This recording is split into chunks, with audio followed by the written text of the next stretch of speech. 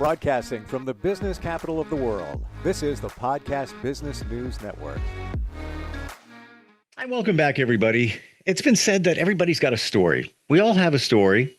We uncover your story when we talk here, and I stumbled upon this guy's story. He's a very accomplished architect in the New York City metro area. And then I come to find out that he was also a tennis pro when he was in his 20s. And we're going to dig a little bit deeper into that early career that eventually turned into architecture and being an architect. And John Riggio is back on the program. Hi, John. How you doing? Good. Hi, Steve. How are you? I'm good. Yeah, I want to share with you that I played tennis over the weekend. And even before I did, I went and I bought a brand new racket because the one I had, I busted a string, and it was getting kind of old anyway. It was a Prince racket. Did you ever play with Prince rackets in the past? And were they a sponsor of yours back in the day? Yes, I did. Yes, originally I had the Prince racket. The big racket was this metal racket from Prince. Yeah. And that's what really started my pro career, because I had my mother go and buy this racket, and she looked around for it, and she went to this sporting pro shop. And like the first day I used it, I bent the racket. So when she brought it back, wondering if there's something wrong with the racket, he immediately can tell that I can become a pro player. I mean, this was a sign that I could play tennis really excellent. I mean, that was really what was happening there. Yeah. I can barely hit the ball, so I'm not bending any rackets. And I told that I was playing against my daughter, and I told her that story. She's like, "Really? You can bend a racket?" I'm like, "Yeah, and break one too." I think you said in the past that you broke a wood racket. Yes, that's correct. Let me just shut this off for a second. Sure. Yeah. By the way, if you want to check him out, or any of the tennis stuff that we're talking about, John, yes, RIGGIO.com. Do they still play with wood rackets today? Yeah, people still like wood rackets. I think almost all the wood rackets are gone. But yeah, I bought some old wood rackets. I have them. I was looking at them because when I was young, I started playing some tennis with my family, my father, my mother, and my brothers. We used to go to the local courts, and that's when I first initially learned how to play some tennis. My father gave me some basic instructions, and I really started to play there. And then even with those wood rackets, I think since they're wood, it's probably easier to think you could break a wood racket very easily. But I had broken all the wood rackets in my family. We had all kinds of different brand rackets, and my father even had the Dunlop Max Ply Fort racket, which is an excellent racket. And I even broke that racket, so I was able to hit the ball very hard, and that was one of my abilities. And I think they could tell I could become a pro player. This is before the Prince racket. This is a few years before I had that racket invented and everything. And then as I progressed, I was even able to break some tennis balls, which is so it wasn't just the racket. I was able to hit the ball really hard, and I could break I remember one time I broke 2 tennis balls out of 3 new balls in a can, and that was really amazing. I found it easy to hit the ball, and so that's one of my strengths, was really to just hit the ball very hard, and I did have the ability to break the tennis balls. That was really one thing about my playing. I want to ask you before we get into bouncing back into the 80s and some of the amazing things that you did with tennis back then. When you fire a shot, do you know where it's going to go? Do you have that feeling that after you hit the ball, that split second after you hit it, are you saying to yourself, "Yeah, that's going where I wanted it to. That's it." What's it like? What's it? Yes. I think when I was starting to play really good, yeah, when I could hit the ball, I could really project where the ball was going to go. I'm really focusing on where it's going to go. It's going to try to hit it inside the line, and it's going to go either short, or it's going to go long to the corner, across the court, things like that. So I was, yes, very accurate player. I could, in fact, in tennis with playing, there are some tests that you have to take where you have to really be very accurate hitting the ball. You have to say get each serve. You have to hit the serve in 5 out of 6. Has to go between 2 little cones they put on the court. Hmm. So you really have to become very accurate. And most people cannot pass this test. It's too difficult. They usually give you 1 or 2 tries to pass the test. I was able to pass it on the first time.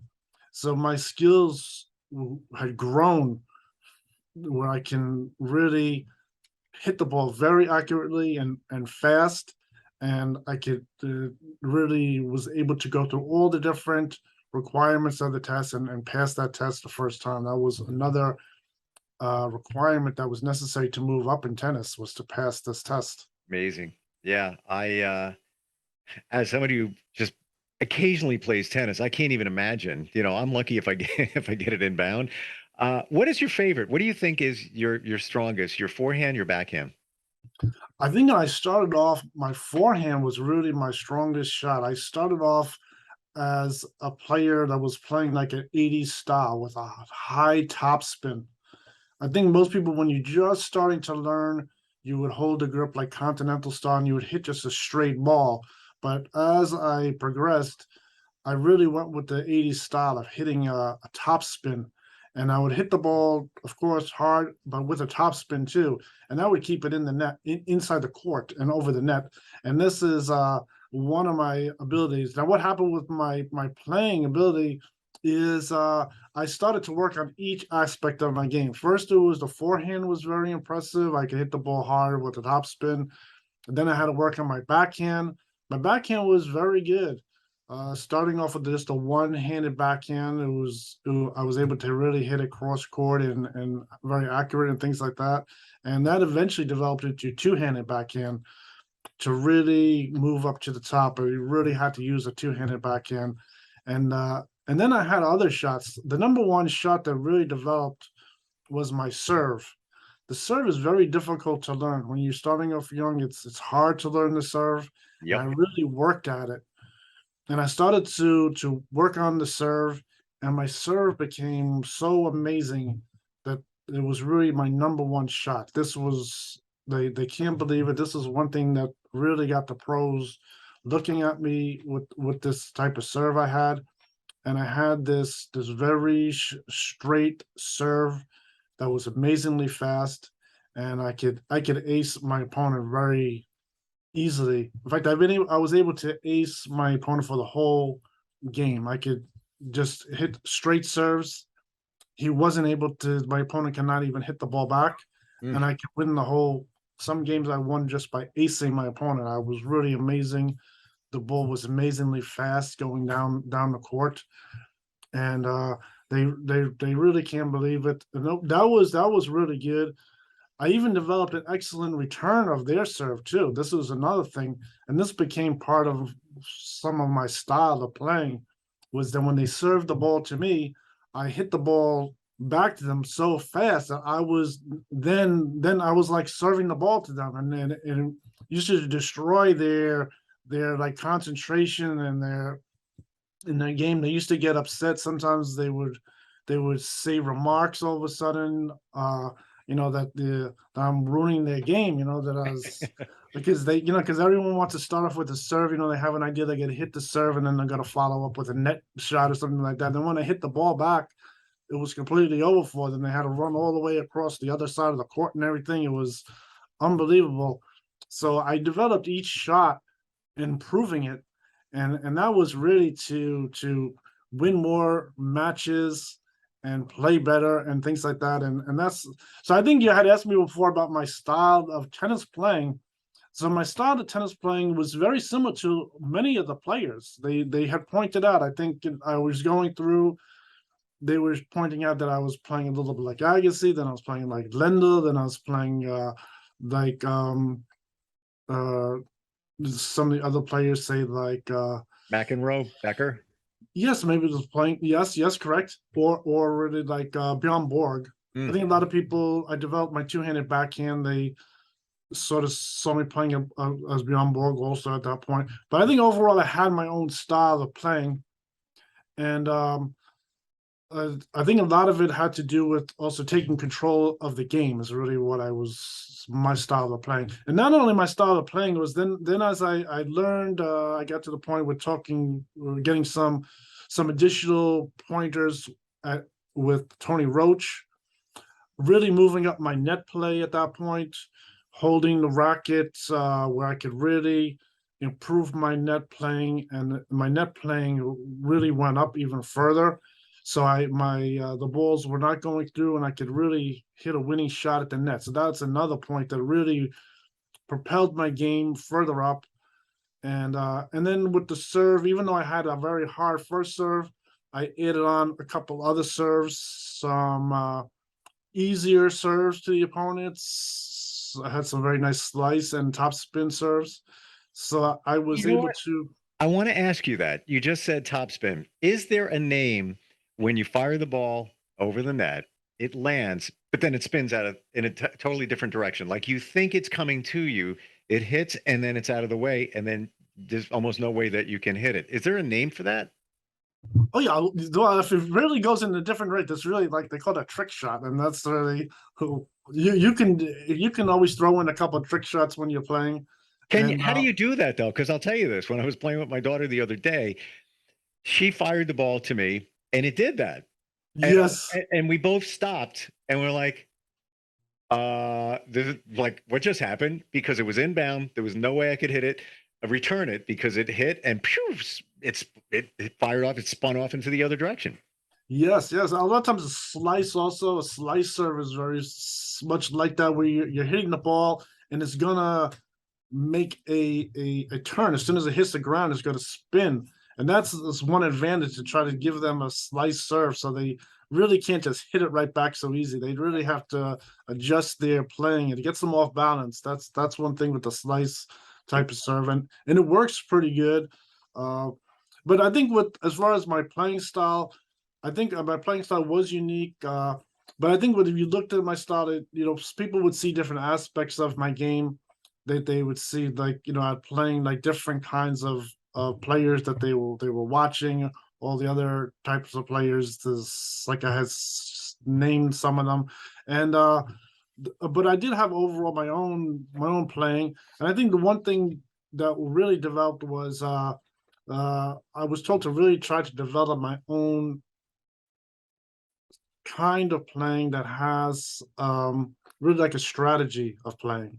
And that's another aspect of tennis, is really to have a strategy of playing where you would then say hit the ball, you might lead them into running across the court, and you would have an open court to hit the winning shot. I mean, that's so what's happening there is I developed my own strategy about eventually, and I improved my playing. I even talked about my strategy of playing. It was on ESPN. It was an interview they gave me, and this was a real breakthrough for me to really get a system of a new strategy of playing that was really good. It was I envisioned it maybe even increasing my percentage from losing 1 out of 25, which is really a high winning percentage, to maybe going up, maybe inching it up a little, try to get to maybe 1 out of 30 or something like that. And that's what I was looking at. And that was also to try to plug the holes of when you play a player. A lot of times a player might be even ranked like 130, and sometimes they come up with like a little trick shot.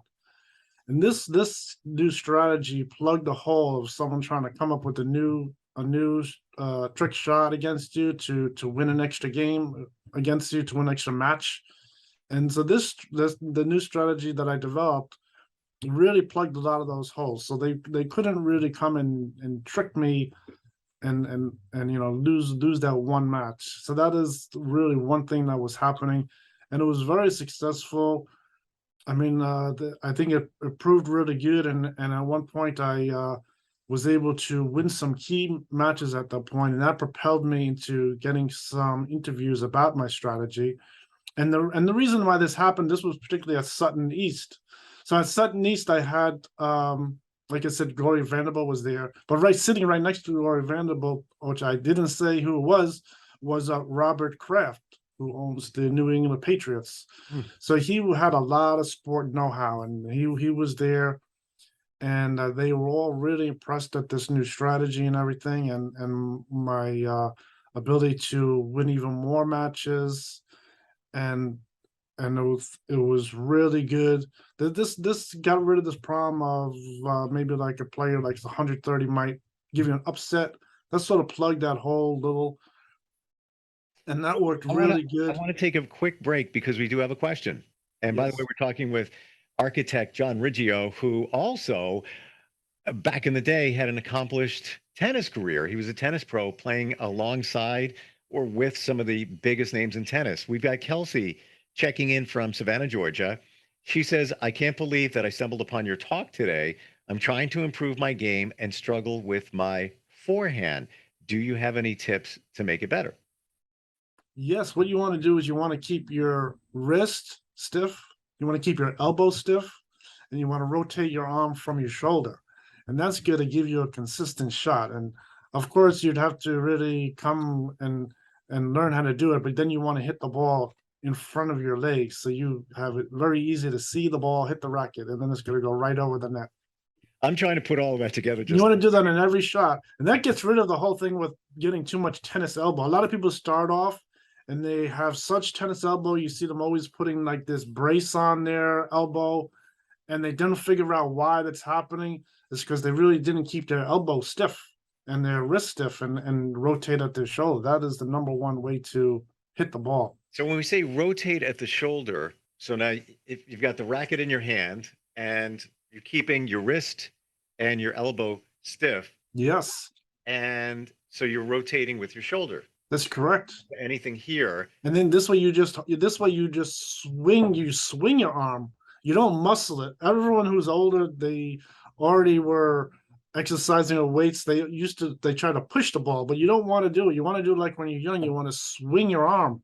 And that's going to give you amazing strength to hit the ball rotating from your shoulder. That's going to be very accurate too. like a very fluid swing, Yes, just trying to whack it hard. yes, it's correct. Okay. But the other thing you just said, and I never even thought of this, to make sure you connect with the ball in front of your legs. Yes. Hmm. You always want to hit the ball in front of you. And that's like say like with a fly swatter, you always want to, you would never use a fly swatter behind you, there's you'd Right. always have it in front of you to see the balls where you want to have your racket. I got to get this guy. I got to hire this guy to show us how to play. Like just what you said, I can't wait to get back on the court and try that. I'm not even kidding. Because I'm not the greatest. My forehand's okay. I like my backhand better. Both are not great. But how about we go into the car that you got as part of your tennis career back in the day? Yes, so I was winning really big, and as a gift from my sponsors, they bought a lease for Mercedes Benz. It was a really exotic car. It's the only car you'd buy, like you'd see in the movies. They could walk into the exotic car shop. You have your Ferrari, your Porsche, your Mercedes Benz. It's really one of the exotic cars, very expensive. And they bought a very nice one. I think it was like a 560 SEC. I think it was a 1990, and it was all black. Mm. And they parked it in front of the tennis center there on Sun East, and it was really a gift for me. It was there, the people can see it there that I was a very successful player. There, Except, there was one little problem that I wasn't really allowed to drive the car because I was too young, and the lease company is requiring me to be 25 years old. So that was the only problem. But they did pay the money and they had it there. So that was a really great gift. And did you ever, come on, John, did you ever get a chance to cruise in that car with somebody else driving it at the very least? no, it just stayed there. It Oh, just stayed there. what a And tease. What a tease. You got this beautiful car. yes, Yeah, drive yes. it. Wow. I Yeah. think I think the sport photographers. I did have my own car at that time, and I used to park around the corner. I used to have this Chrysler Laser XT. It was a nice sports car, and they used to take pictures of me in that car. And they took pictures of me. They used to take pictures when I'm in the car, driving away from the tennis center and things like that. It was pretty good. You think about the value, back then, 1990, 50K for a car in today's world would probably be like 125,000. I'm guessing. I don't know, but Yeah, I think that car is very expensive. I think yes, even more than how much money. It was very expensive. The lease was just 50,000 just for 6 months of driving the car. It's very expensive. Wow. I mean, that's one time where you wish there was social media because I would take a picture, even if I can't drive it. I'm going to take pictures of it. This is my car. Take a look at that.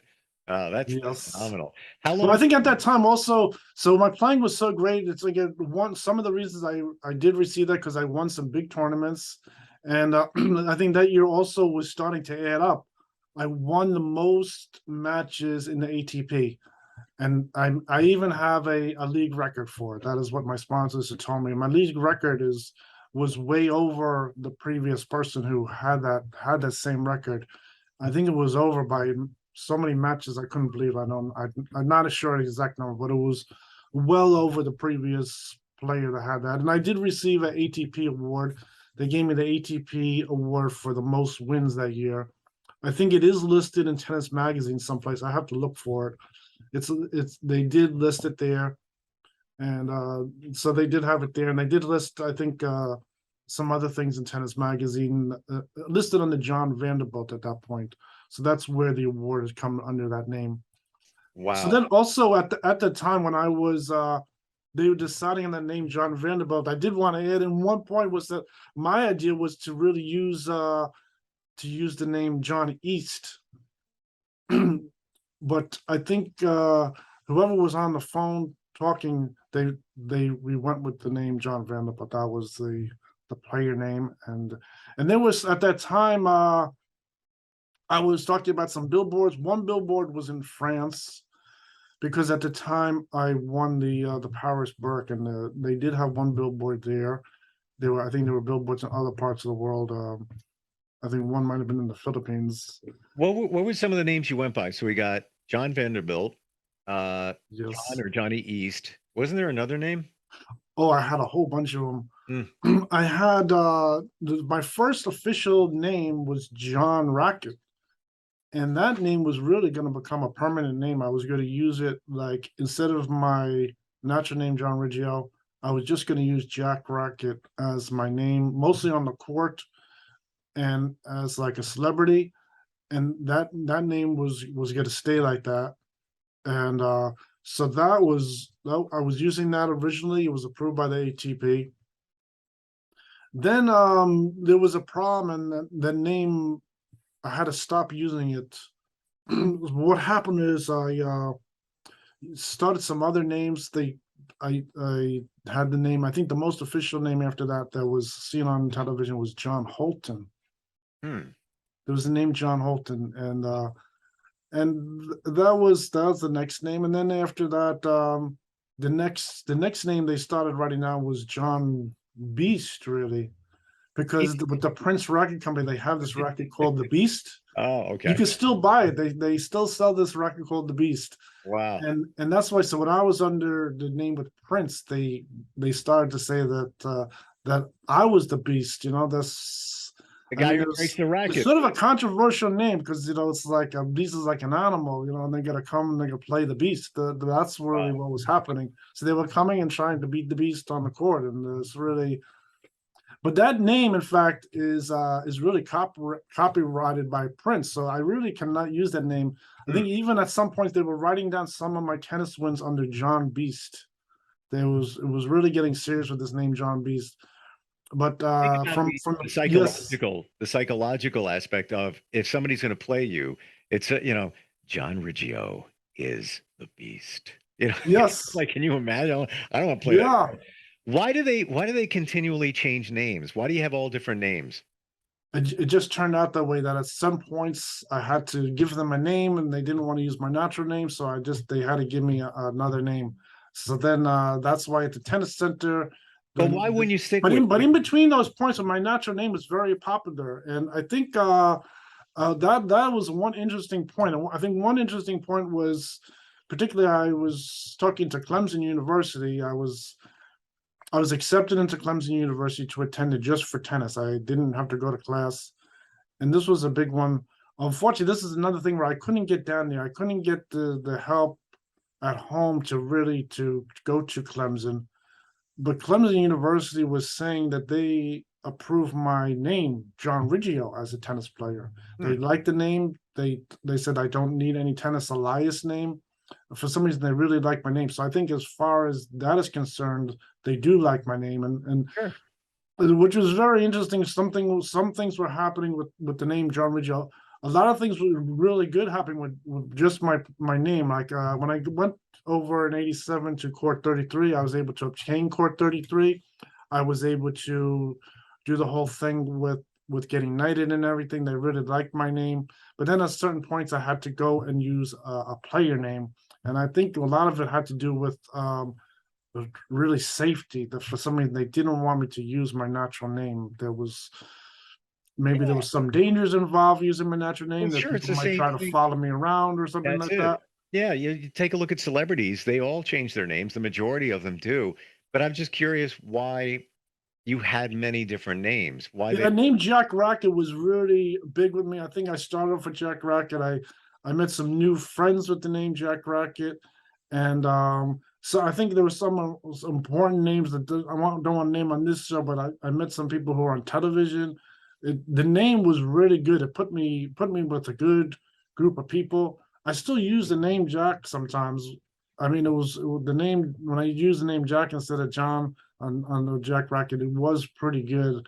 I think it was a good name for me. A lot of people liked it. They didn't say I don't look like Jack Racket, or anything like that. So I did use the name, and that was very good. And then so then at the Sudden East, I started off there with my natural name, but as I won, for some reason the ATP called up my sponsors, and they insisted on doing this with the name.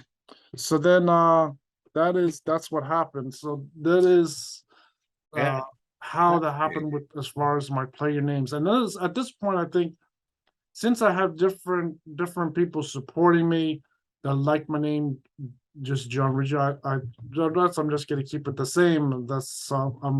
I took all the names and put them together on one list. I don't know if everyone knew about the different playing stages that were taking place with the different names I had, because some things like written under John B, some things are written under Jack Racket, John Holton. I think the name John Holton was on television on Saturday morning, and my neighbor where I lived always used to watch my matches, and he always was pointing out that he saw me playing and they had another name under there. It wasn't my natural name. Hey, And I had to made a explain the whole mistake. story of that. They had to give me a player name. Yeah, your neighbor might be watching and saying, "Wait a minute, they made a mistake. That's not his name, but it is. You're using a different one." We're just about out of time, John. It fascinating talking with you today, and just the detail uncovering what went on in your life in the in the '90s and early '90s, late '80s. Just Yeah, good. and then I think one point to add was very interesting, that this whole thing with people backing me, like the USA backing me, Clemson University backing me, of course the Princess Savoy, and even South Korea was backing my playing. They were rooting for me. I had one particular fan, a female fan, that used to come there practically every day, watch me play matches. And I'm even in publications in South Korea. They took my picture. They had me in South Korea. South Korea was backing my tennis playing, Unbelievable, and worldwide. with my natural name. With my natural name. And South Korea, tennis is big there. Yes. A big thing, even to the day. John, great talking with you. John Riggio, architect and pro tennis player. You can check him out at johnriggio.com. I could talk forever. I wanted to let tennis lesson. Let's go. I wish I had. Yes. Actually, I do have my racket in the car right now, but looking forward next time we talk. Okay, great. It's good to talk to you, Steve. Thanks. Are you looking for even more of the podcasts and hosts that you love? The Podcast Business News Network is proud to announce that you now have even more ways to listen live. Check out the MyTuner Radio, online radio box, and Simple Radio apps on iOS and Android, or find us online. Search for Business News Network on mytuner-radio.com, or search Podcast Business News Network on streama.com and onlineradiobox.com/US. Take your podcast on the go and don't miss a minute of the action.